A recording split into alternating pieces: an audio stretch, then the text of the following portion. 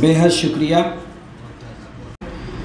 معزز حاضرین، جیسا کہ ابھی عرض کیا گیا کہ ان خطبات کی اہمیت دو چند اس لیے ہو جاتی ہے کہ موضوع بھی اہم ہوتا ہے اور اس میں مقرر بھی بہت اہم ہوتے ہیں۔ آج بھی اس کا بہت خاص خیال رکھا گیا ہے اور ہمارے یہاں ماس میڈیا کا باضابطہ کورس ہے، جیسا کہ آپ جانتے ہیں، پی جی ڈپلومہ ماس میڈیا،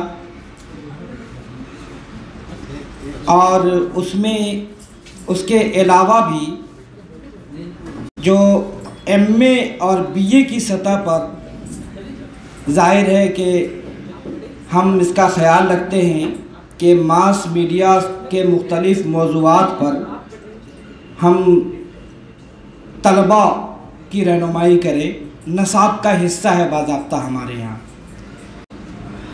اسی کے پیش نظر آج کا یہ خطبہ بھی منعقد کیا جا رہا ہے۔ ہمارے لیے آج کے مقرر یقیناً اتنے محترم بھی ہیں اور اتنے معروف بھی ہیں کہ بہت زیادہ کہنا چاہیے تعارف کی ہمیں ضرورت نہیں ہے، لیکن کچھ طلباء ہیں جو نئے ہیں، ممکن ہے وہ بہت زیادہ واقفیت ان سے نہ رکھتے ہوں، تو ان کے پیش نظر کچھ باتیں یہاں عرض کی جا رہی ہیں آج کے مہمان مقرر کے حوالے سے۔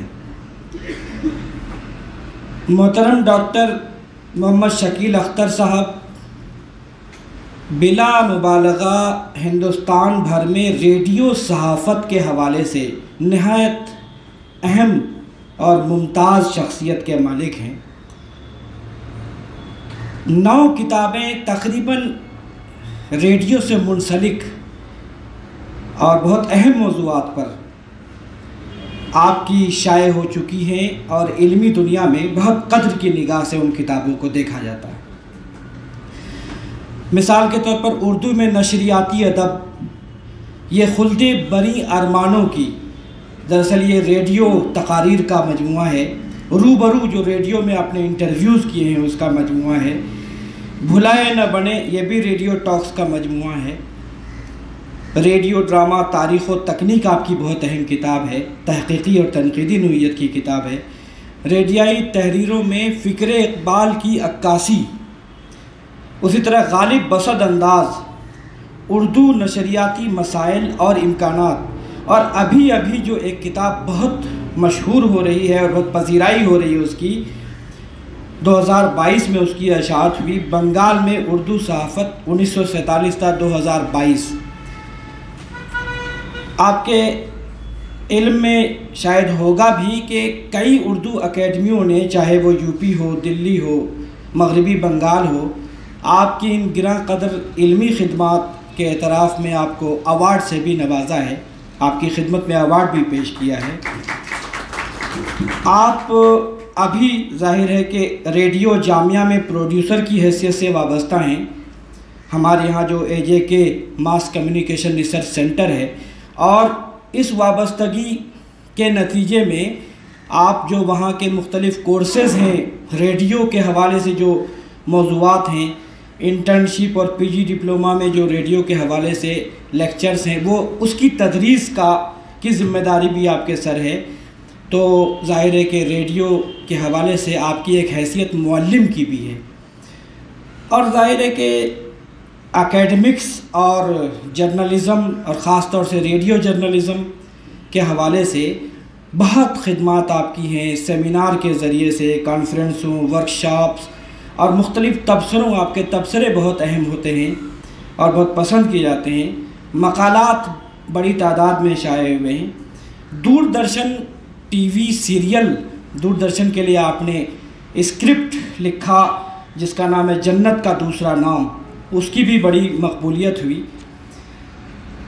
ظاہر ہے کہ بہت سے حوالے ہیں۔ سری نگر کشمیر میں بہت دنوں تک وابستہ رہے آپ ریڈیو سے۔ آل انڈیا ریڈیو میں کوئی بھی پروگرام شاید ایسا نہیں ہوگا جس کی نگرانی، جس کی سرپرستی آپ نے نہ کی ہو۔ بہت لمبی فہرست ہے، ہونہار یا کہنا چاہیے کہ جہاں نما، آج کی بات، گرد و پیش، روبرو، باز گشت اور آؤٹ ڈور براڈ کاسٹ یا لائیو کوریج، ان تمام چیزوں سے آپ کی براہ راست وابستگی رہی ہے. تو ہمیں لگتا ہے ہمارے صدر شعبہ نے ظاہر ہے کہ جب ان کے سامنے یہ نام آیا اور یہ موضوع آیا تو آپ بہت خوش ہوئے اور آپ نے کہا کہ اس موضوع کا حق تو یقیناً ایسی ہی شخصیت سے ادا ہو سکتا ہے اور ہمارے طلباء کو ان سے بہت فائدہ ہوگا. چنانچہ بہت خوش دلی کے ساتھ اس موضوع کا بھی انتخاب ہوا، مقرر کا بھی انتخاب ہوا، اور ہمیں اس بات پر بہت زیادہ خوشی ہے کہ محترم مہمان مقرر ڈاکٹر محمد شکیل اختر صاحب نے ہماری دعوت قبول کی بہت خوش دلی کے ساتھ، اور آپ نے ہماری حوصلہ افزائی کی کہ ہم ضرور اس میں شریک ہوں گے، طلباء سے ملیں گے، باتیں کریں گے. ہم ان کے شکر گزار ہیں. اس سلسلے میں آپ سے بہت مؤدبانہ درخواست ہے کہ آج کا یہ خطبہ، جس کا عنوان آپ کے علم میں پہلے سے ہے، تمام طلباء کے علم میں، کہ نشریاتی ادب ریڈیو سے پوڈ کاسٹ تک. ہو سکتا ہے ہمارے لیے پوڈ کاسٹ ایک نئی چیز ہو، تو مجھے بھی تجسس ہے کہ پوڈ کاسٹ کیا ہے، اس کے امکانات کیا ہیں. تو ظاہر ہے کہ ہمارے لیے یقیناً یہ گفتگو بہت مفید ہوگی. محترم ڈاکٹر محمد شکیل اختر صاحب سے درخواست ہے.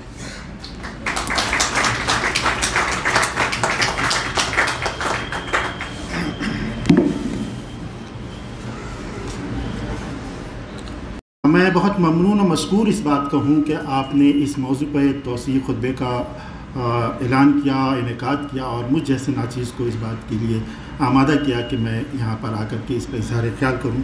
جو بھی ممکن ہے میرے تجربے میں جو باتیں آئی ہیں ریڈیو میں ملازمت کے دوران اور ریڈیو کی تدریس کے دوران، اور ادب کے حوالے سے جو میں نے ریڈیو کے پروگراموں کو محسوس کیا ہے، ان کے پروڈکشن سے لے کر کے ان کے کنسیو کرنے تک کے جو مسائل ہوتے ہیں، ان تمام حوالوں سے تھوڑی بہت گفتگو آپ کے سامنے کرنے کی جسارت کر رہا ہوں. امید ہے کہ آپ اس کے شاید کچھ نئی بات آپ کے سامنے آئے. سب سے پہلے میں یہ چاہتا ہوں کہ ہمارے یہاں جو نشریات کا پورا نظام ہے، اس نظام پر تھوڑی سی گفتگو ہو جائے تاکہ ہمارے طلباء اس بات سے واقف ہو جائیں کہ ہندوستان کا یہ نشریاتی سلسلہ کب شروع ہوا، کیسے شروع ہوا، اور کیا اس کے 3 ٹائر براڈ کاسٹنگ سسٹم ہے، اور اس سسٹم میں اردو کی کیا عمل دخل رہی ہے، اردو نے کس طرح اس کو اپنے جگر سے سینچا ہے انڈین براڈ کاسٹنگ کو. اور شاید میں کہنے میں یہ حق بجانی ہوں کہ انڈین براڈ کاسٹنگ کی تاریخ اس وقت تک مکمل نہیں ہو سکتی جب تک کہ ہم اس میں اردو کی تاریخ کو نہ لکھیں.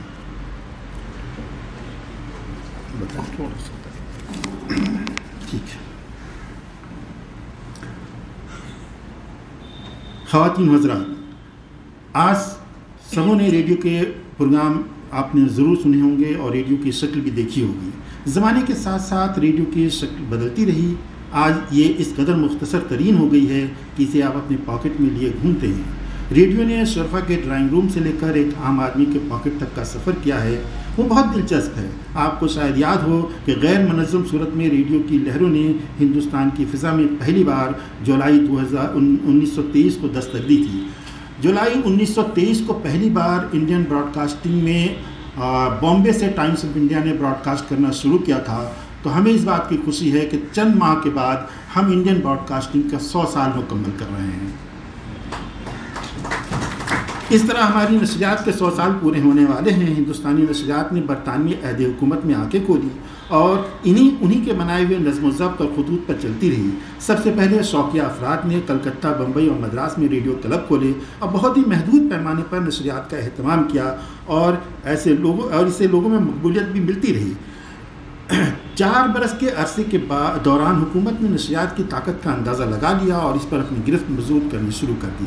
کہا جاتا ہے جولائی 1927 میں Indian state broadcasting company کے وجود میں آنے کے بعد اور کسی حد تک ہندوستانی نشریات کو منظم کرنے کی کوشش کی گئی، لیکن 1 مارچ 1930 کو یہ کمپنی مالی طور پر دیوالیہ ہو گئی کمپنی اور تحلیل کر دی گئی. اس کے بعد ایک نئی کمپنی بنی انڈین براڈ کاسٹنگ کارپوریشن، اور یہی انڈین براڈ کاسٹنگ کارپوریشن 4-5 سال تک ہندوستان میں کام کرتی رہی، اور 8 جون 1936 کو یہ آل انڈیا ریڈیو کے نام سے تبدیل ہو گئی.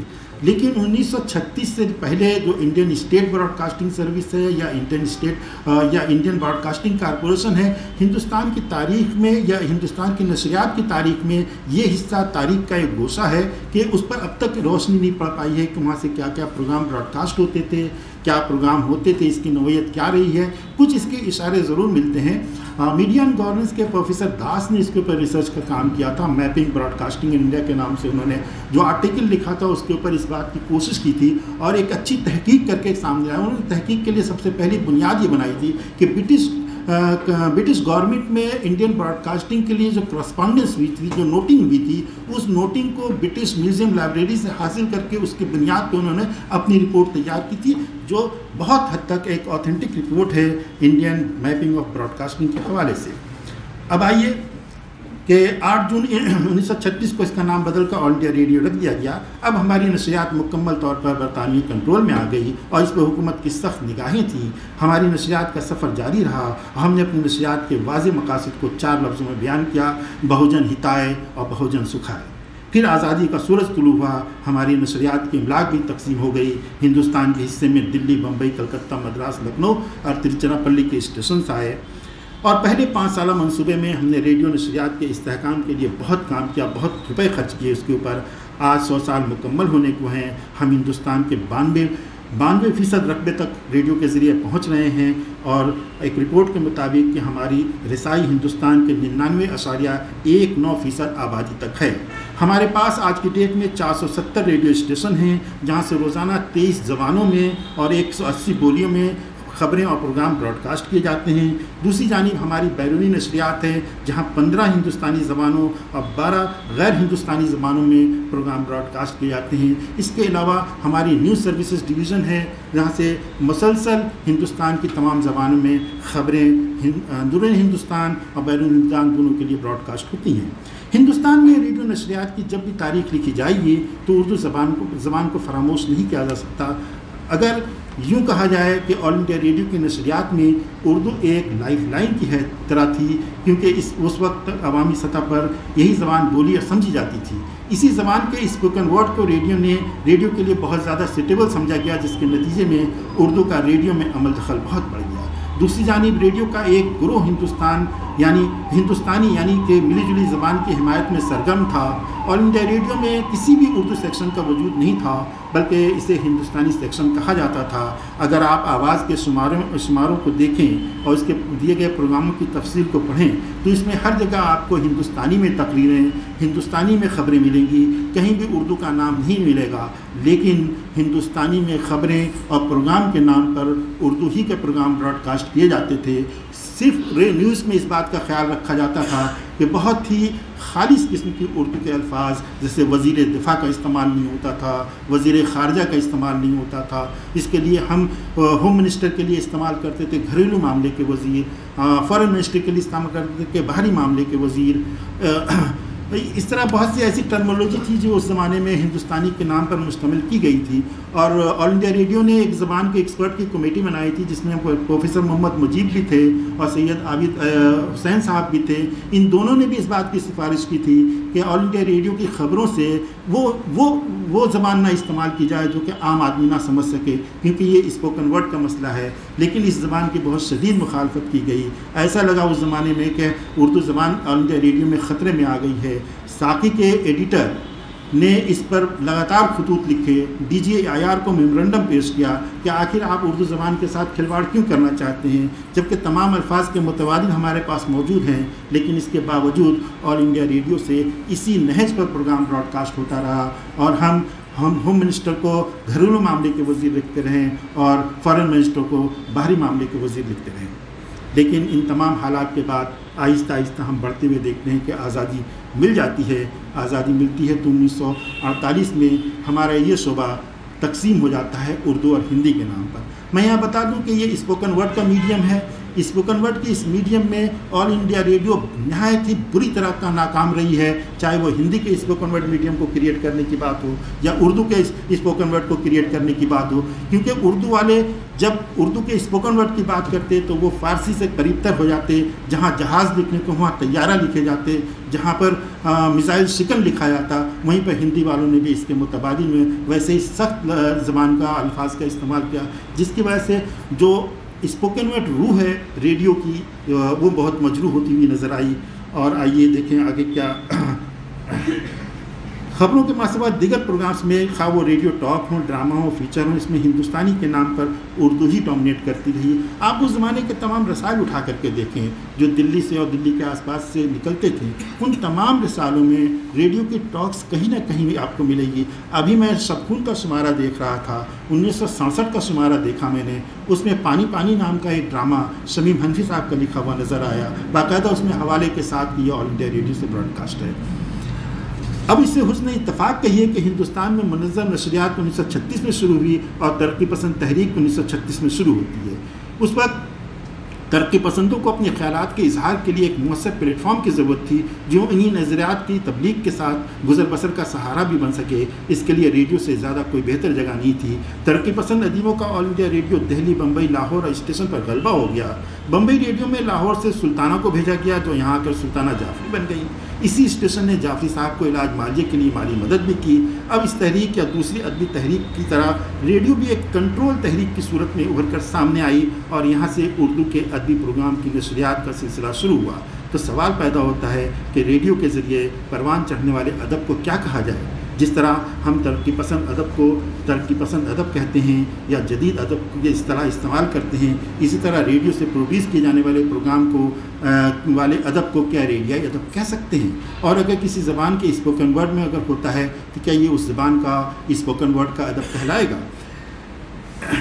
یوں ہمارے ادب میں تحریری ادب سے قبل ادب سننے کی روایت تو رہی ہے، یعنی جب ہم تحریر میں ہمارے پاس ادب نہیں تھی تو اس وقت ہم سننے سنانے سے ہی کام لیتے تھے، آواز کے ذریعے۔ جو ہمارا کیا کہتے ہیں لوک ورثہ ہے، لوک ورثے میں جو کہانی سنانے کا جو چلن ہے وہ چلن تو ہمیں بعد میں ریٹن وے پہ آیا ہے، لیکن اگر ریڈیو سے اس کو ملائیں ہم تو اس کا صدیوں تک ادب کا رشتہ، بالخصوص لوک ادب کا رشتہ آوازوں سے رہا۔ آج بھی ہم لوگ اپنے لوک ادب کو مکمل طور پر تحریر نہیں کر پائے ہیں، لیکن جو ادب کا رشتہ آواز سے ٹوٹتا یا کمزور ہوتا گیا تو تحریر ادب وجود میں آنے لگا۔ ہزاروں سال نرگس اپنی بے نوائی پہ روتی رہی، بے نوائی پہ روتی رہی، کیوں؟ آواز کے حوالے سے۔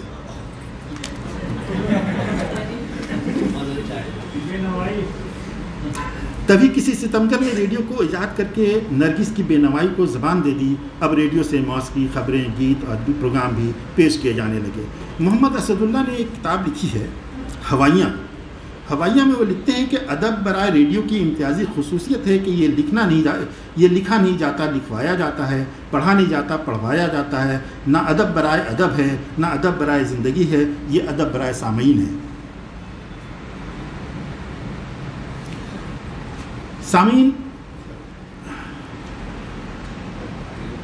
سامعین اسے سنتے ہیں اور سر دھنتے ہیں، سنتے سنتے جب درد سر اٹھاتا ہے تو ریڈیو کا بٹن آف کر دیتے ہیں۔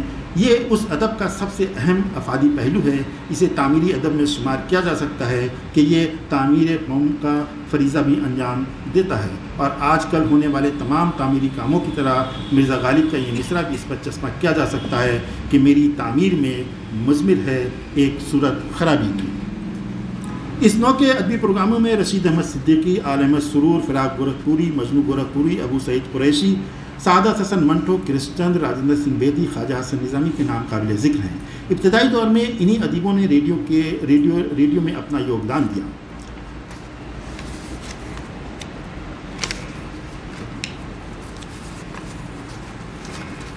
اب دیکھیے، آزادی کے بعد اب اردو جب مائنرٹی لینگویج بن گئی ہندوستان کے اندر، اب نشریات کے حوالے سے ہمارے یہاں جتنے پروگرام آزادی سے پہلے اردو میں ہوتے تھے وہ سب کنورٹ ہو کر کے ہندی میں ہو گئے۔ لیکن اردو جب مائنرٹی لینگویج بن گئی تو مشکل سے 1 گھنٹے کا پروگرام بھی دلی اسٹیشن پر نہیں رہا۔ لیکن 1962 میں دلی اسٹیشن نے اردو مجلس نام کا ایک سروس قائم کیا، جس کا مقصد تھا کہ کہ جو مہاجر وہاں سے آئے ہیں پاکستان سے، ان کے ادبی اظہار کی زبان اردو ہے، لہٰذا ان کے ادبی اظہار کی زبان کی تسکین کے لیے آدھے گھنٹے کا پروگرام صبح اور آدھے گھنٹے کے شام کے پروگرام سے اردو مجلس کا آغاز کیا گیا، جس کے ذریعے وہاں سے آئے ہوئے ادیبوں نے اس ریڈیو کو بہت زیادہ کنٹریبیوٹ کیا۔ جب دلی اور اس کے آس پاس کے علاقے میں بسنے والے مہاجروں نے خود کو سنبھالا تو سب سے پہلے ضرورت محسوس کی کہ اردو میں ریڈیو سے پروگرام ہونا چاہیے۔ انہی لوگوں کی ادبی اور ثقافتی ضرورتوں کو پورا کرنے کے لیے آل انڈیا ریڈیو دہلی نے 1962 میں اردو مجلس کی نشریات کی شروعات کی، جس میں رفعت سروش، محمود ہاشمی، معین اجاز، قیوم نظر نے جیسے لوگوں نے کافی کنٹریبیوٹ کیا۔ یہاں کے پروگرام بہت مقبول ہوئے اور بالخصوص رفعت سروش کا زمانہ اردو مجلس کا سنہرا زمانہ تھا، جہاں ریڈیو کے پروگراموں نے بلندی حاصل کی اور اردودہ طبقے کو اپنے ادبی اظہار کے لیے ایک پلیٹ فارم مل گیا تھا۔ اس وقت تک ہندوستان میں اردو زبان ایک اقلیتی زبان بن کر رہ گئی تھی۔ ابھی فضاؤں میں اردو مجلس کے پروگراموں کی بازگشت باقی تھی کہ 1965 میں آل انڈیا ریڈیو کی اردو سروس کا قیام عمل میں آیا۔ اس کی شروعات پہلے ایک گھنٹے کے پروگرام سے بھی پھر اسے 9 گھنٹہ اور 12 گھنٹے میں تبدیل کر دیا گیا۔ سردست یہ 24 گھنٹے چلنے والا پروگرام ہے اور کسی بھی دنیا کے براڈ کاسٹنگ ایجنسی کے ایکسٹرنل سروسز میں سب سے بڑی سروس ہے، لیکن حالات کے ساتھ ساتھ اس سروس کو بھی ڈاؤن سائز کیا جا رہا ہے۔ 14 مئی 1965 کو جب ہندوستان اور پاکستان کی فضا میں یہ جملہ یا اناؤنسمنٹ گونجا کہ یہ آل انڈیا ریڈیو کی اردو سروس ہے، سعیدہ بانو نے یہ پہلا اناؤنسمنٹ دیا تھا، اور وہی سعیدہ بانو جنہیں اردو میں یا ہندوستانی میں سب سے یعنی پہلی خاتون تھی جنہوں نے نیوز پڑھی تھی 17 اگست 1944 کو۔ اس سے پہلے کسی خاتون کو نیوز پڑھنے کا شرف حاصل نہیں تھا۔ یہ بھی اردو کے ہی حصے میں آتا ہے کہ اس خاتون یہ رہنے والی تھی رضولی کی، اور جب 40 میں لکھنؤ میں ریڈیو براڈ کاسٹ شروع ہوا تو رضولی سے بائی کار ڈرائیو کر کے برقع پہن کے خود آتی تھی، بچوں کا پروگرام کرتی تھی۔ پروگرام کرنے کے بعد وہیں تربیت حاصل کر کے انہوں نے آل انڈیا ریڈیو کی نیوز سروس ڈویژن کو جوائن کیا۔ اس سے پہلے انہوں نے BBC میں بھی اپلائی کیا تھا، وہاں بھی نیوز ریڈر کے لیے ہو گیا تھا، لیکن گھریلو پریشانی کی وجہ سے وہ وہاں جا نہیں سکی۔ تو ہمارے اردو سروس کے قیام سے ہماری اردو نشریات ایک نئے باب میں داخل ہو گئی، اور یہ اپنے دور کی پوری دنیا میں سب سے بڑی بیرونی نشریات کی زبان تھی۔ اب یہاں سے تمام نو کے پروگرام براڈ کاسٹ ہونے لگے۔ آئیے اس کے ٹاک سیریز پر ایک نظر ڈالتے ہیں۔ دیکھیے، اردو میں جو پروگرام براڈ کاسٹ ہوئے یا نہ کہ صرف ایک انڈیپینڈنٹ ٹاک میر پہ کرا دی، غالب پہ کرا دی، بلکہ ریڈیو ڈرامے ہیں تو اس پر بھی سیریز چلائی گئی، مزاحیہ ڈرامے ہیں تو اس پہ بھی سیریز چلائی گئی، اور کسی ادبی پروگرام کے حوالے سے بھی سیریز چلائی۔ کچھ ریڈیو ٹاکس ہیں جن کی سیریز چلی تھی آزادی سے پہلے، میں اس کا ذکر کروں گا، اس کے بعد آزادی کے بعد کی سیریز تھی۔ ایک کتاب ہے، جامعہ کی لائبریری موجود ہے، مکتبہ نے اس کو چھاپا تھا، لیکن اس کتاب پر کوئی ڈیٹ نہیں ہے کہ کس سن میں اس کی اشاعت ہوئی۔ اس کتاب کو حوالہ بنایا ہے مکتبہ جامعہ نے، حالی پبلیکیشن دہلی کے حوالے سے اس کو چھاپا ہے، لیکن اس میں جو ریڈیو ٹاکس ہے وہ 1929 کی ہے، اور 29 سے 30 تک کی ہے، پھر 39 سے 40 تک کی ہے۔ اس کا نام ہے کیا خوب آدمی تھا۔ کیا خوب آدمی تھا کے تحت سب سے پہلے مولانا راشد الخیری، مولانا الطاف حسین حالی، مولانا نذیر احمد دہلوی، چکبس لکھنوی، منشی پریم چند، حکیم اجمل خاں، ممتاز احمد انصاری، علامہ اقبال، سر راس مسعود، محمد علی پر تقریر براڈ کاسٹ ہوئی۔ یہ ہماری نشریاتی ادب میں تقریروں کا پہلا مجموعہ ہے جس میں ہمیں 8-10 تقریریں ملتی ہیں، اور سب کی سب ادبی تقریریں ہیں۔ اس کے بعد ایک بڑا نام آتا ہے ہمارے سامنے، خواجہ حسن نظامی کا۔ یوں تو وہ صوفی تھے، درگاہ سے وابستہ تھے، لیکن جب وہ ریڈیو کے لیے وابستہ ہوئے تو انہوں نے کانا باتی نام کر کے ایک کتاب ترتیب کی۔ اب دیکھیے، کانا باتی یہ ریڈیو ٹاکس کو انہوں نے ترجمہ کیا ہے۔ اب کانا باتی میں انہوں نے غالب کا حلیہ پڑھ کر کے سنایا تھا۔ یہ 1936 کی بات ہے۔ اس سے پہلے ریڈیو کے ذریعے کبھی کسی نے غالب کے حلیے کو نہیں جانا تھا۔ ہم نے کتابوں میں غالب کے حلیے کو پڑھا تھا، غالب کو پڑھا تھا، لیکن نشریات کی دنیا میں ریڈیو کے حوالے سے ایک عام آدمی جس نے کبھی غالب کا نام نہ سنا ہو یا پڑھنا لکھنا نہ جانتا ہو، اس کے لیے انہوں نے غالب کا جو حلیہ پڑھا تھا اس کے چند لائنیں آپ کی خدمت میں پیش کرنا چاہتا ہوں، اگر طوالت نہ ہو تو۔ لکھتے ہیں کہ نواب اسد اللہ خان غالب کی قبر میرے گھر سے 100 قدم کے فاصلے پر جانب شرق واقع ہے، اور میں نے جس مکتب میں تعلیم پائی تھی وہ اس قبر کے سامنے ہے۔ مرزا غالب کے سرانے 50 برس پہلے جب میری عمر 9 سال کی تھی، گودنی کا ایک درخت تھا، مکتب سے چھٹی ملتی تو میں اس درخت کی گونیت قبر کے پاس بیٹھ کے کھایا کرتا۔ اگر شاعری کی شریعت میں اس کو شاگردی کہہ سکتے ہیں تو میں اس طرح غالب کا شاگرد بھی ہوں۔ 1 फरवरी 1936 کو دہلی براڈ کاسٹنگ کی فرمائش پر غالب کا حلیہ لکھنا چاہا تو سورج نکلنے سے 1 گھنٹہ پہلے مرزا غالب کے قبر پر گیا۔ خاصا اندھیرا تھا، سردی ایسی کہ دانت سے دانت بج رہے تھے۔ غالب کے پائن کھڑا سوچ رہا تھا کہ کتنے بڑے ہندوستانی شاعر کی قبر ہے جو ہر ہندوستانی کو پیارا ہے، ہر قوم اس کو چاہتی ہے، مگر میں نے اس کو دیکھا نہ تھا، اس کا حلیہ کیوں کر لکھوں؟ یکا ایک تصور کے کان میں آواز آئی کہ کون مجھے پکارتا ہے؟ دل نے کہا ہونا ہو استاد غالب پکار رہے ہیں، گوش گوش سے سنوں کیا کہتے ہیں۔ ایسا معلوم ہوا گویا کہتے ہیں، ارے بھائی اس سردی میں تو کہاں آ گیا؟ ارے بھائی اس سردی میں تو کہاں آ گیا؟ کیا یہ وقت ہے؟ کیا یہ وقت ان ویرانوں میں آنے کا ہے؟ میری طرف سے کسی نے جواب نہیں دیا، استاد تمہارا حلیہ، یعنی میری طرف سے کسی نے جواب دیا، استاد تمہارا حلیہ لکھنا ہے۔ صورت کا، سیرت کا، جینے کا، رہنے کا، سہنے کا، تصور اور خیال کے کان میں آواز آئی، صاحبزادے تم کو تو اس دن سے جانتا ہوں جب گولیاں کھانے آیا کرتے تھے، اور جب پنجاب کے اقبال و نیرنگ کو لے کر آئے تھے۔ ولایت خان قوال سے بھی میرے پہلو میں بیٹھ کر میری یہ غزل سنی تھی، وہ باد شبانہ کی سرمستیاں کہاں؟ اور جب تم غالب کو روزنامہ کتاب لکھ رہے تھے تب بھی میری روح تمہارے قریب بیٹھی مسکرا رہی تھی، اور مزار خسرو کے قریب تو بارہا میری روح نے تم کو دیکھا ہے۔ تم چاہتے ہو کہ میرا حلیہ اور میری دوباری زندگی کی تصویر نثر میں دکھاؤ، تو لو میں اپنی بول چال میں اور خاص اپنے ہی الفاظ میں تمہاری تحریر کے اندر آ کے بولنے لگتا ہوں، تاکہ سب پڑھنے والوں اور سننے والوں کو میرے کے سامنے میری بولتی چالتی شکل آ جائے۔ اس انداز سے انہوں نے انٹروڈکشن اس کا لکھا، اور لکھ کر کے اس بات کو ثابت کیا کہ ریڈیو کے ذریعے ہم ادب کا کس طرح پروگرام براڈ کاسٹ کر سکتے ہیں۔ ریڈیو والوں نے غالب کے پروگرام کے ذریعے اپنی مقبولیت بھی بڑھائی، حالانکہ غالب کی مقبولیت کے ساتھ ساتھ ریڈیو کو بھی مقبولیت حاصل ہوئی، اور اس زمانے میں جو اہم گانے والی تھی ان کے گانے، غالب کی غزلیں بھی ریڈیو سے متواتر براڈ کاسٹ ہوتی تھی۔ رشید احمد صدیقی نے اپنی کتاب میں لکھا ہے، آشفتہ بیانی میں میرے خیال میں، کہ آج میں آل انڈیا ریڈیو دہلی سے تمنچا جان کی غزلیں سن رہا تھا، نام دیکھ لیجیے تمنچا جان۔ تو مجھے تشویش اس بات کی بھی کیا اس نام کی بھی کوئی گلوکارہ تھی؟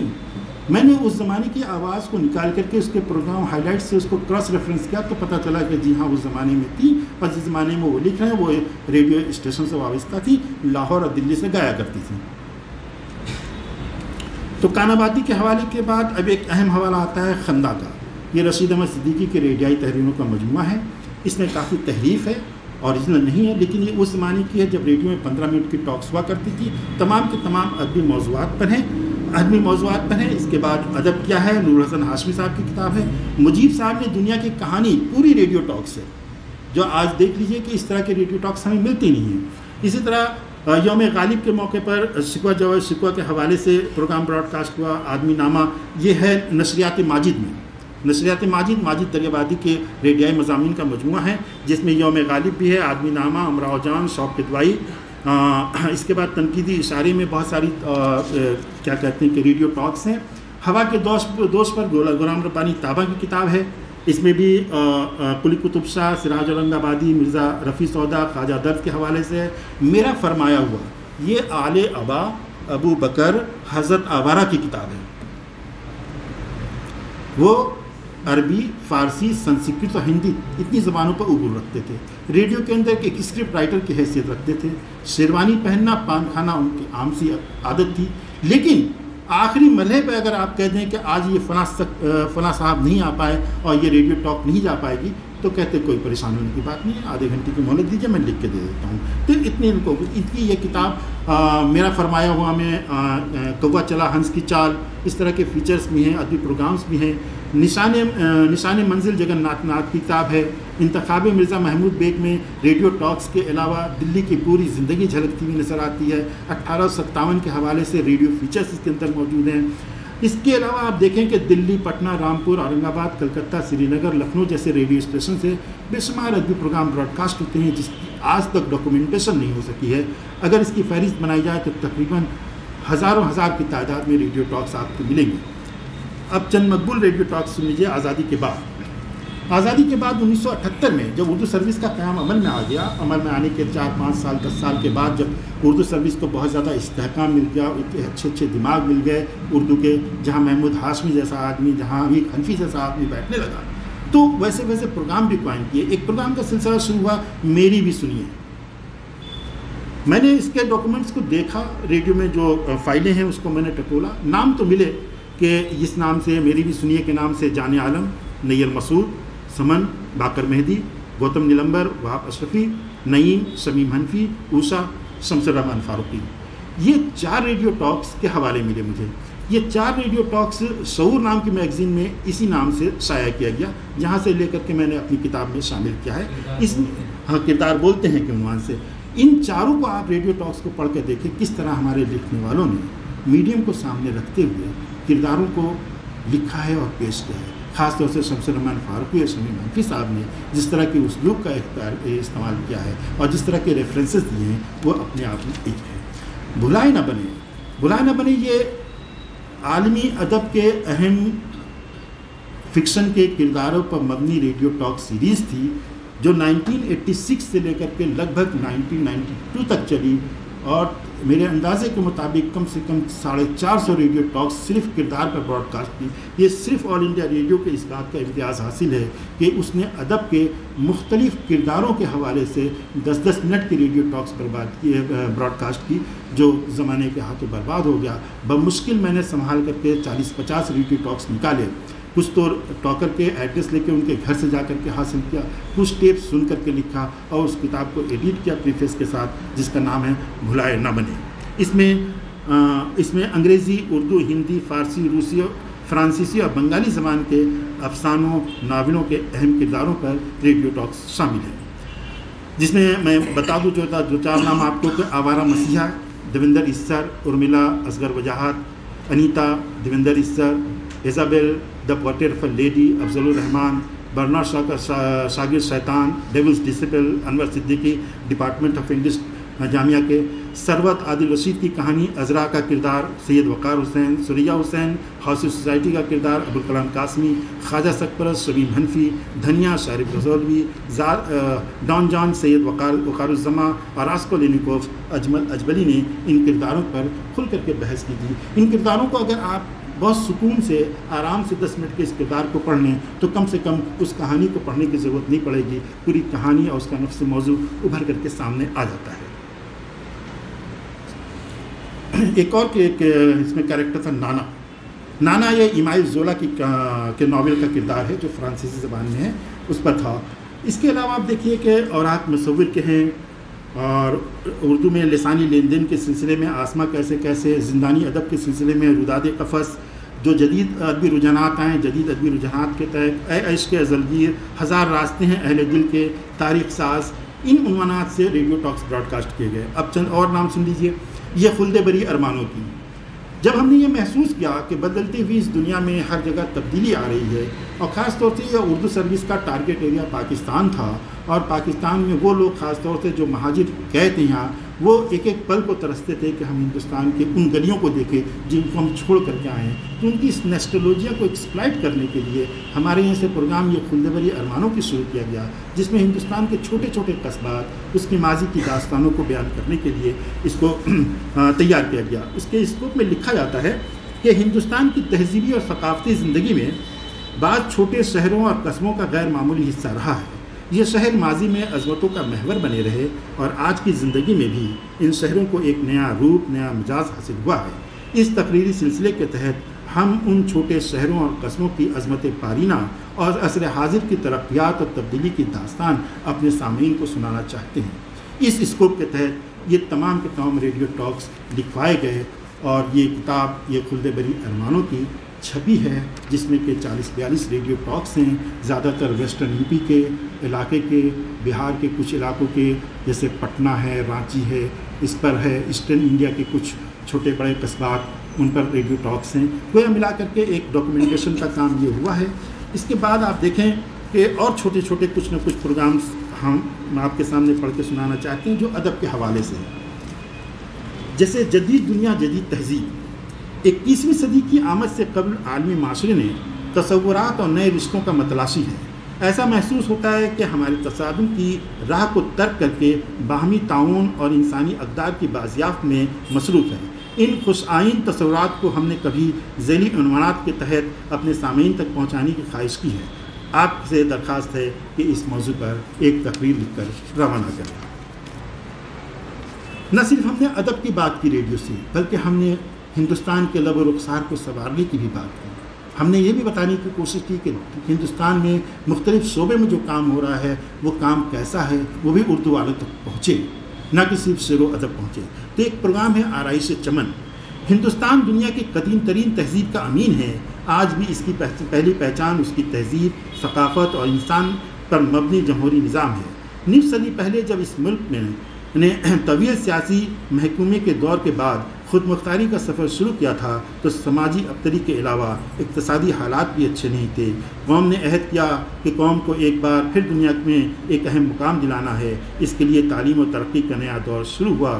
صنعتی ترقی کے لیے تانا بانا بنایا گیا۔ سائنس اور ٹیکنالوجی کی نئی ایجاد کو بروکار لایا گیا۔ زراعت، صنعت، تعلیم، پیشہ ورانہ تعلیم میں ترقی کے ذرائع آج کا ہندوستان بن سکا۔ زراعت، صنعت، تعلیم میں خود کفیل ہندوستان کو دنیا بھر میں ایک اہم ترین اور تعمیر و ترقی کا نمونہ بنایا گیا۔ تقاریر سلسلے کے تحت گزشتہ 50 برس میں ہندوستان کی ترقی پر مبنی یہ ریڈیو ٹاکس کم سے کم 2-3 ایپیسوڈ میں براڈ کاسٹ کی گئی۔ ادب کے حوالے سے بات ہو رہی ہے تو ادب میں جب تک یہ سیریز سامنے نہیں آئے گی، ادبی سیریز، تو ہم کنٹریبیوٹ نہیں کر سکتے کہ نشریاتی ادب کیا ہے۔ ہم نے کس طرح ریڈیو کے ذریعے ادب کو کنٹریبیوٹ کرنے کی کوشش کی ہے۔ اب دیکھیے ایک پروگرام ہے غبار راہ، صرف اس کے اسکوپ کو پڑھ کر کے بتانا چاہ رہا ہوں کہ اس پروگرام میں نے کیا کیا۔ ممکن ہے کہ سب کی تفصیل ہمارے پاس نہ ہو کہ 20ویں صدی اب ختم ہوا چاہتی ہے۔ اس دور کا جائزہ لیں تو اندازہ ہوگا کہ یہ صدی بر صغیر میں ذہنی بیداری کا دور تھا۔ صدی کی ابتدا زوال پذیر معاشرے اور سیاسی انتشار سے ہوئی تھی، لیکن پھر تبدیلی کے آثار نمودار ہونے لگے۔ صرف سیاسی آزادی نہیں بلکہ مجروح تہذیبی اور ثقافتی جڑوں کی تلاش ہونے لگی۔ پسماندگی اور غریبی کی وجوہات پر غور کیا گیا، غلطیوں کا اعتراف بھی کیا گیا اور ازالہ بھی۔ شاید اسی لیے صدی کے نصف اول میں سیاسی آزادی کے ساتھ اپنی پہچان واپس ملی، علم و دانش کی روایت پھر جاری ہوئی، صنعتی و اقتصادی انقلاب پھر ممکن ہو سکا، تہذیبی اور ثقافتی قدروں کو استوار کیا گیا۔ غبار راہ تقاریر کا یہ سلسلہ کوشش ہے 20ویں صدی کے واقعات کا جائزہ لینے کی، ان شخصیات کو یاد کرنے کی جن کے ذکر سے یہ دور پہچانا جائے گا، ان محرومیوں اور کامیابیوں کو شمار کرنے کی جن سے مستقبل کی راہوں کی نشاندہی ممکن ہو سکے گی۔ اب یہ بہت طویل سلسلہ ہے، ہر ایک کو پڑھنا ممکن نہیں ہے۔ کچھ اہم چیزیں ہیں جو میں آپ کو بتا دوں ادب کے حوالے سے۔ دیکھیے، دنیا کے کسی حصے میں ادب اس وقت فلرش کرتا بہت اچھی طرح سے جب امن قائم ہو۔ ریڈیو نے محسوس کیا کہ ہمارے ملک میں امن قائم نہیں ہو پا رہا، پاس پڑوس کے ملک میں بھی انتشار ہے، تو اس انتشار کو کیسے کم کر کے ایک اچھا ادب پیدا کیا جائے۔ اس کے لیے دیکھیے کیا ہم نے یعنی کہ ٹارگٹ تیار کیا تھا کہ یہ دھرتی جس نے مختلف مذاہب کے بہترین نظریات اور افکار و خیالات کو پروان چڑھایا، گزشتہ کچھ عرصے سے دہشت و وحشت کا محور بنتی جا رہی ہے۔ اس صورتحال کی ذمہ داری جہاں بیرون ممالک پر ہے وہیں ہمارے ہم وطنوں پر بھی ہے۔ اس صورتحال کی ذمہ داری عائد ہوتی ہے ہمارے کھیتوں، کھلیانوں، باغوں، شہروں اور آبادیوں میں ان اقدار کا، ان نظریات کا چلن کیوں نہیں رہا جن کے لیے برصغیر کا معاشرہ پوری دنیا میں مقبول رہا ہے۔ آخر ہماری آبادیوں پر پرسکون اور خواب آمیز ہواؤں کی جگہ ایسی شوریدہ سر جھونکے کیوں آ رہے ہیں جن میں بارود کی، خون کی، تباہی کی، ویرانی کی مہک؟ ان شوریدہ سر راتوں کی سرسر سے نکلنے اور صبح کے تابندہ آفتاب کو خوش آمدید کہنے کے لیے ہمارے معاشرے اور اس کی زندگی کو کون کون سے افکار اور کن کن نظریات کی ضرورت ہے، اس پر ہم آپ کے خیالات جاننا چاہتے ہیں۔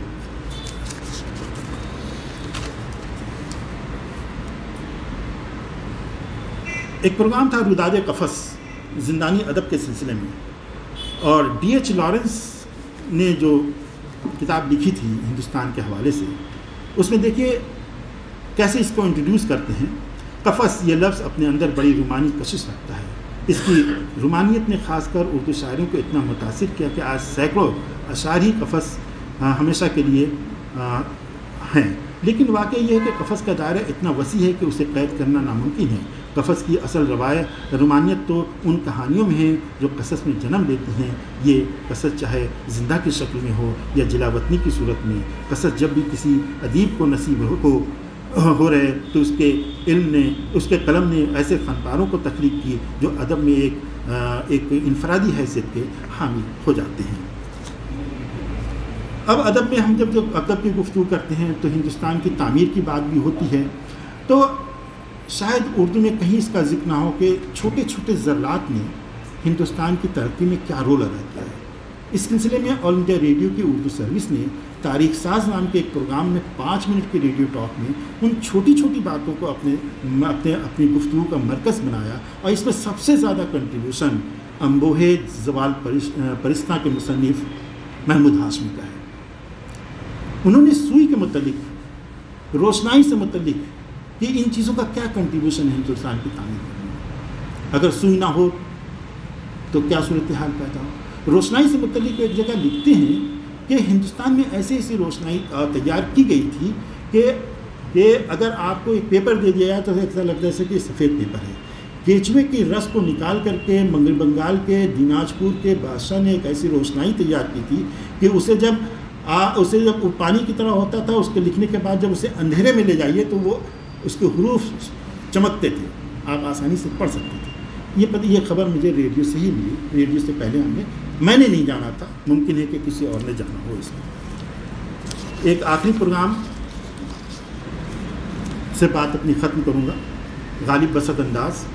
یہ 1992 کی بات ہے، مرحوم انوار احمد خان نے یہ سیریز شروع کی تھی، اور اس سیریز شروع کرنے کے بعد کافی انہوں نے تحقیق کا کام کیا تھا، اور غالب کے ایک ایک مصرے کے حوالے سے غالب کے ذہنی انتشار، ان کی عظمت کو جاننے کی کوشش کی گئی تھی۔ اس کے اسکوپ میں لکھا گیا تھا کہ غالب کے 200 سالہ جشن ولادت سے متعلق تقریبات کے سلسلے میں ہم نے اپنی نشریات کے لیے تقریروں کا ایک سلسلے کا اہتمام کیا ہے جس کا عنوان غالب بسط انداز ہے۔ ان تقریروں کے لیے ہم نے غالب کے ایسے اشعار یا مصروں کا انتخاب کیا ہے جو غالب کی شاعری کے مختلف پہلوؤں کی نمائندگی کرتے ہیں۔ کوئی شعر یا مصرع پہلی نظر میں غالب شناسوں کو کس طرح متاثر کرتا ہے، ان کے ذہن میں غالب کا کون سا پہلو، اس سے متعلق دیگر اشعار آتے ہیں، اور بالخصوص غالب اور غالب کے حوالے سے بالعموم اردو کی شعری روایت پر اظہار خیال کے لیے کیا تحریک پیدا ہوئی ہے۔ آزادانہ طور پر یہی اس مخصوص تقریر کا موضوع ہوا جسے ہم عنوان کے طور پر آپ کی خدمت میں پیش کر رہے ہیں۔ یہ مصرع ہے، اپنی ہستی ہی سے ہو جو کچھ ہو، یہ لکھا تھا ہمارے پروفیسر شمیم حنفی مرحوم نے، اور ایک اچھی ریڈیو ٹاک تھی وہ۔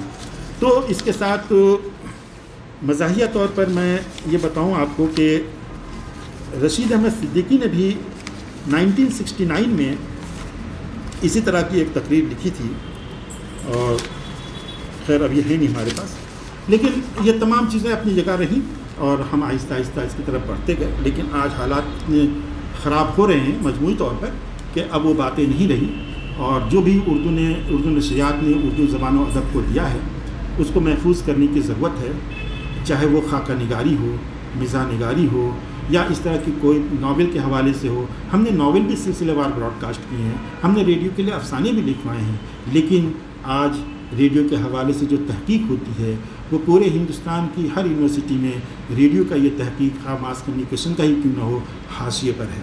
ہم یہ چاہتے ہیں کہ جہاں سے بھی ہو اردو میں ریڈیائی نشریات کے حوالے سے کوئی تحقیق اگر ہو تو زیادہ اچھا ہے، اور آپ لوگ مختلف موضوعات پر جو تحقیق کرتے ہیں تو اس تحقیق میں کہیں نہ کہیں ریڈیو کو شامل کیجیے، کیونکہ اس میں بھی آپ کو کافی مواد ملے گا، کافی جاننے کے لیے آپ کو موقع ملے گا۔ اس کے ساتھ یہ آپ کہتے ہیں کہ ٹیکنالوجی کے اس دور سے ہم ریڈیو سے سفر کرتے کرتے ایک سفر طے کر لیا ہے۔ اب ہم ریڈیو کے اس سیٹ کو ہمارے سامنے نہیں ہوتا جو کبھی بہت بڑا ہوتا تھا، پھر چھوٹا ہوتا گیا، پھر چھوٹا ہوتا گیا۔ آج ہم اپنے پاکٹ میں، اپنے موبائل میں، ہم نے اینڈرائڈ فون میں لیتے ہیں۔ نشریات میں یہ ہوتا تھا، پہلے ون سائڈڈ ہوتا تھا کہ میں بول رہا ہوں اسٹوڈیو سے، آپ سن رہی ہیں، آپ سے میرا رابطہ نہیں ہو سکتا، لیکن ایک دور آیا کہ جب ہم نے فون ان پروگرام شروع کیا تو لائیو پروگرام کے دوران ہم آپ سے رابطہ بھی قائم کر سکتے ہیں، اور آپ سے سوالات بھی کر سکتے ہیں، آپ مجھ سے بھی سوالات کر سکتے ہیں۔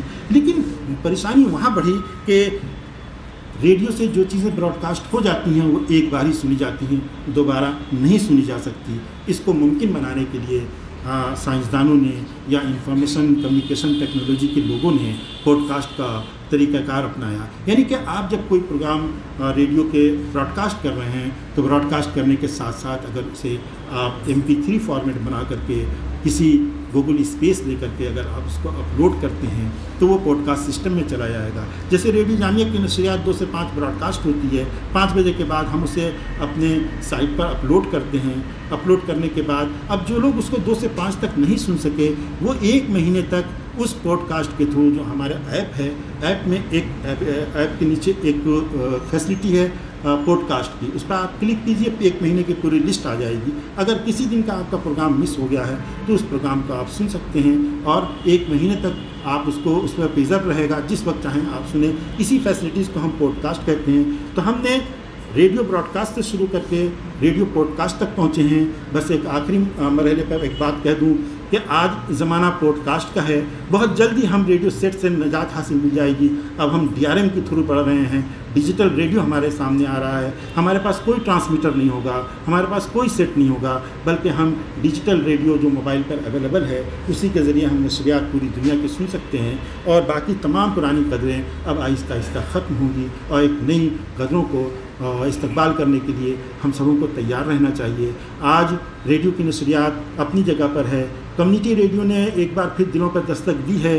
ہندوستان میں آج کی ڈیٹ میں لگ بھگ 250 کمیونٹی ریڈیو کے براڈ کاسٹ ہو رہے ہیں. یہ براڈ کاسٹ ٹرانسمیٹر کے تھرو ہوتے ہیں 8 سے 10 کلومیٹر کے اندر, لیکن پورے ہندوستان کے 250 ریڈیو اسٹیشن میں شاید 2 ریڈیو اسٹیشن ایسا ہے جہاں سے اردو کے پروگرام براڈ کاسٹ ہوتے ہیں. ان میں سے ایک آپ کا ریڈیو جامعہ ملیہ اسلامیہ کا چینل جامعہ ریڈیو ہے, دوسرے ریڈیو دکن ہے جو حیدرآباد سے آپریٹ ہوتا ہے. اس کے علاوہ تیسرا کوئی اسٹیشن مجھے آج تک نظر نہیں آیا جس نے اپنے لے آؤٹ میں, اپنے فکس پوائنٹ چارٹ میں, اپنے شیڈیول میں اردو کو خاص طور سے ترجیح دی ہو. ویکلی, فورٹ نائٹلی, منتھلی اس طرح کا کوئی پروگرام رکھا ہو. تو ہم نے ایک بڑا لمبا سفر طے کر کے یہاں تک پہنچ گئے ہیں.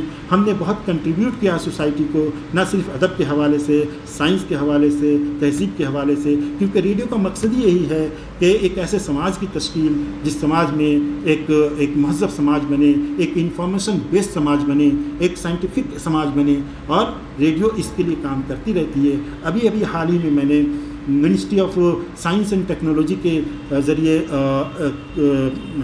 بدلتی فضائیں 50 ایپیسوڈ کا پروگرام حاصل کیا ہے, جس میں ہم نے اس بات کی کوشش کی ہے جاننے کی کہ ہماری فضاؤں میں جو خرابی پیدا ہو رہی ہے اس کی کیا کیا وجوہات ہیں اور اس کو کیسے ہم چھٹکارا دیں. آپ سبھی واقف ہیں کہ ہماری چھوٹی سی کوشش ہوتی ہے ریڈیو جامعہ سے مختلف اوقات میں اردو کے ادبی پروگرام کرنے کے, جس میں آپ سبوں کا کنٹریبیوشن شامل رہتا ہے. ہم شعبہ اردو کا خاص طور سے شکریہ ادا کرتے ہیں کہ یہاں کے احباب, یہاں کے فیکلٹی ممبر ہمارے ریڈیو کلب کی دعوت پر, ریڈیو جامعہ کی دعوت پر آتے ہیں اور آ کر کے اپنی پروگرام پیش کرتے ہیں. ہم ان طلباء کا بھی شکریہ ادا کرتے ہیں جو ریڈیو جامعہ آتے ہیں. اور اپنی بات اس بات پہ ختم کرتا ہوں کہ بہت اچھے موضوع پر آپ نے تقریر کرنے کی دعوت دی مجھے. میں صدر شعبہ کا بہت ممنون و مشکور ہوں, اور خاص طور سے ہمارے کنوینر خالد مبشر صاحب کو مشکور ہوں, تمام فیکلٹی ممبر کا مشکور ہوں. ہم تمام طالبات کا بھی شکریہ کرتے ہیں کہ میں اتنی دیر سے جنوں میں نہ جانے کیا کیا بک رہا تھا, آپ خاموشی سے سن رہے تھے. بہت بہت شکریہ. محترم ڈاکٹر محمد شکیل اختر صاحب نے یقیناً ہم سب کو جس طرح سے مستفیض کیا ہے, اور ریڈیو سے لے کر براڈ کاسٹ تک نشریاتی ادب 100 سال کا جو سفر ہے, کس سلیقے سے اتنے کم وقت میں آپ نے سمیٹ دیا ہمارے سامنے. ہماری نہ صرف معلومات میں اضافہ ہوا بلکہ کئی پہلو اس سے ہمارے سامنے روشن ہوئے. ہم اس بہت ہی وقی اور پرمغز خطبے کے لیے آپ کے ممنون و مشکور ہیں. باضابطہ ظاہر ہے کہ آج محترم صدر شعبہ کی صدارت میں اس خطبے کا انعقاد کیا گیا ہے. میں ان سے مؤدبانہ درخواست کرتا ہوں کہ صدارتی کلمات سے ہمیں نوازیں. برادر گرامی اور مہمان مکرم مقرر خاص ڈاکٹر شکیل اختر صاحب,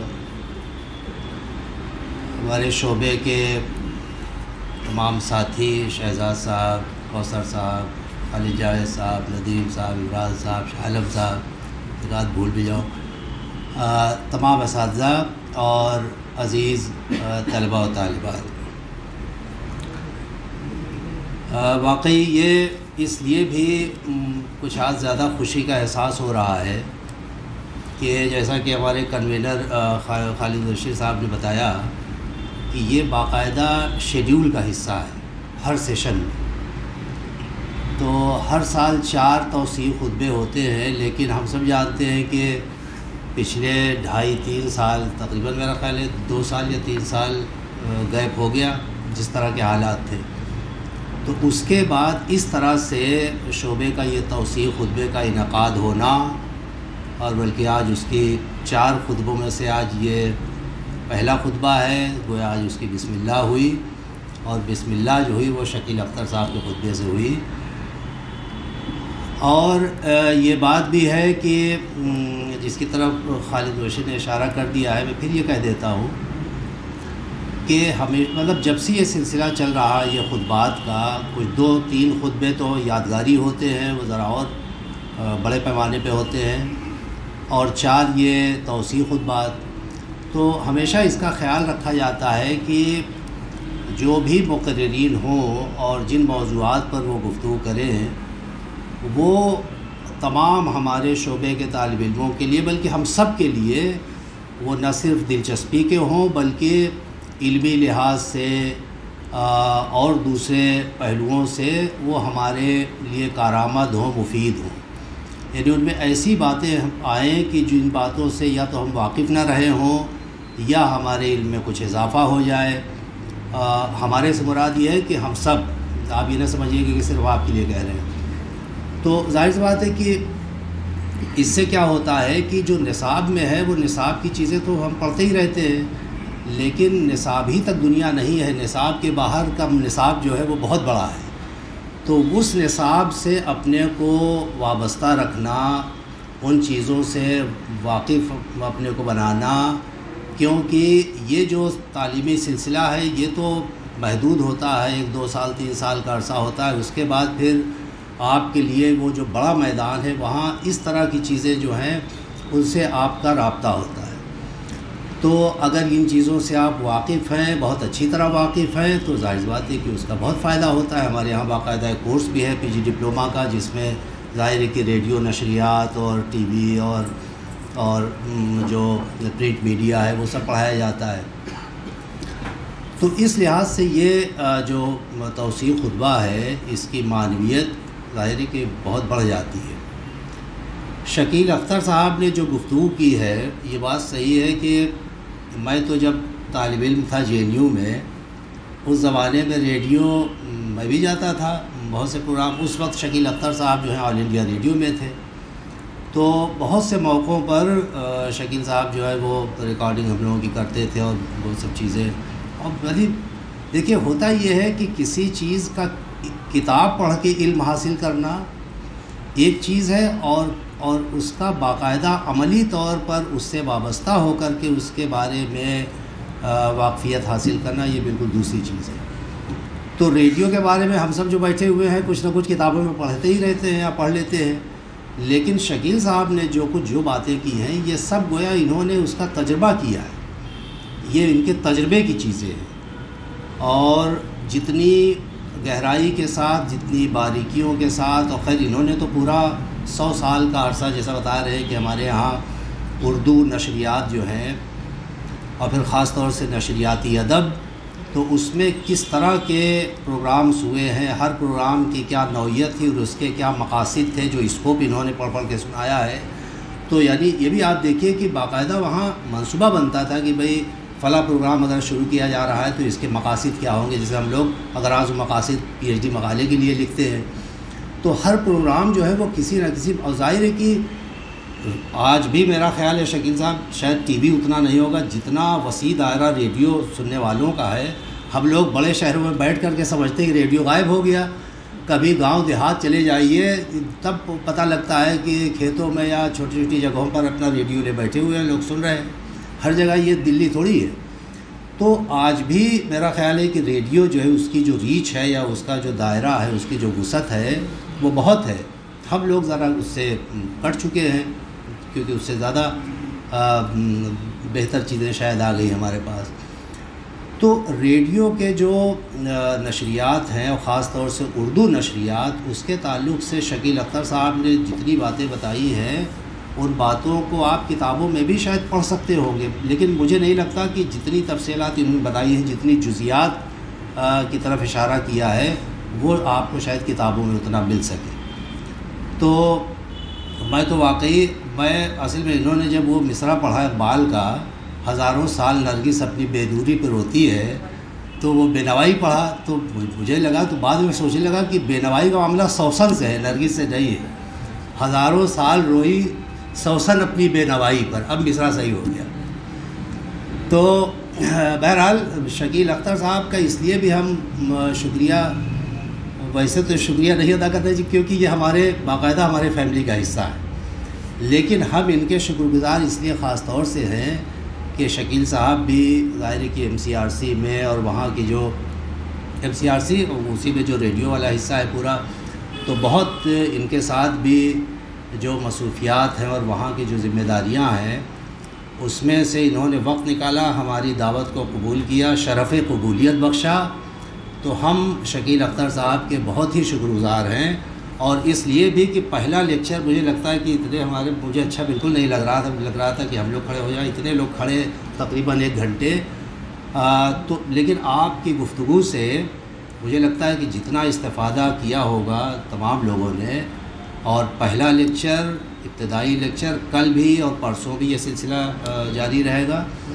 میں بہت بہت شکر گزار ہوں شکیل صاحب آپ کا کہ یہ جو ابتدا ہوئی ہے، آغاز ہوا ہے اس سیشن کے پہلے لیکچر کا، وقت چونکہ کم ہے اس لیے ہم لوگ گیپ نہیں کر پا رہے ہیں، کل بھی کریں گے، پرسوں بھی کریں گے۔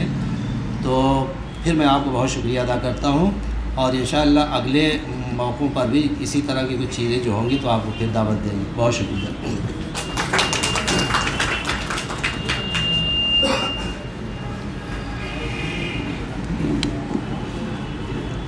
بیش قیمت صدارتی کلمات کے لیے ہم شکر گزار ہیں۔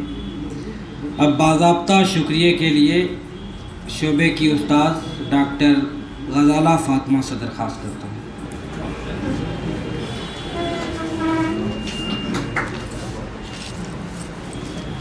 السلام علیکم۔ شعبہ اردو جامعہ ملیہ اسلامیہ میں توسیع خطبات کے سلسلے کی روایت کا آغاز 2006 میں پروفیسر شمس الحق عثمانی صاحب کے دور صدارت میں ہوا۔ یہاں سال میں 4 توسیع خطبات کا اہتمام کیا جاتا رہا ہے، اور اس بات کی کوشش کی جاتی ہے کہ ایسے خطبات کا انعقاد کیا جائے جو طلباء کے لیے مفید ہوں۔ طلباء کے نصاب اور ان کی ضرورت کو پیش نظر رکھ کر یہ موضوعات ہمیشہ طے کیے جاتے رہے ہیں۔ ہمارے شعبے کی ہمیشہ یہ کوشش رہی ہے کہ مختلف علمی اور ادبی میدانوں کے ماہرین کا انتخاب کیا جائے۔ اس بار بھی یہ اہتمام ہوا ہے، اور اس سیشن میں اس سلسلے کی یہ پہلی کڑی تھی۔ یہ سلسلہ کل اور پرسوں بھی جاری رہے گا۔ آج کا خطبہ جیسا کہ آپ نے ابھی سنا بہت ہی مفید اور پرمغز تھا، اور یہ ہمارے مہمان مقرر کا میدان بھی ہے۔ اور ڈاکٹر محمد شکیل اختر صاحب کو کون نہیں جانتا، ہندوستان بھر میں ریڈیو صحافت کے حوالے سے ایک اہم نام ہے ان کا اس میدان میں طویل تجربہ رہا ہے، جو انہوں نے ابھی ہم سب کے سامنے پیش بھی کیا، اور آج کے خطبے میں انہوں نے جس طرح ہمارے طلباء کی رہنمائی کی ہے، ہم ان کے بے حد شکر گزار ہیں۔ اور شعبے میں یہ جو سرگرمیاں ہو رہی ہیں وہ یقیناً ہمارے سربراہ اور صدر شعبہ احمد محفوظ صاحب کی رہنمائی اور سرپرستی میں ہیں۔ اس کے انعقاد میں بھی ان کا اہم کردار رہا ہے، ان کی سرپرستی ہمیں حاصل رہی ہے، ہم ان کے بھی بے حد شکر گزار ہیں۔ اور ڈاکٹر خالد مبشر جو اس توسیع خطبے کے کنوینر ہیں، انہوں نے اس پروگرام کے انعقاد میں بڑی محنت اور دلچسپی کا مظاہرہ کیا ہے، ہم ان کا بھی شکریہ ادا کرتے ہیں۔ اور ہمارے شعبے کے تمام اساتذہ، طلباء اور طالبات اور آفس ممبران کا اور تمام انتظامیہ کا بھی میں تہہ دل سے شکریہ ادا کرتی ہوں۔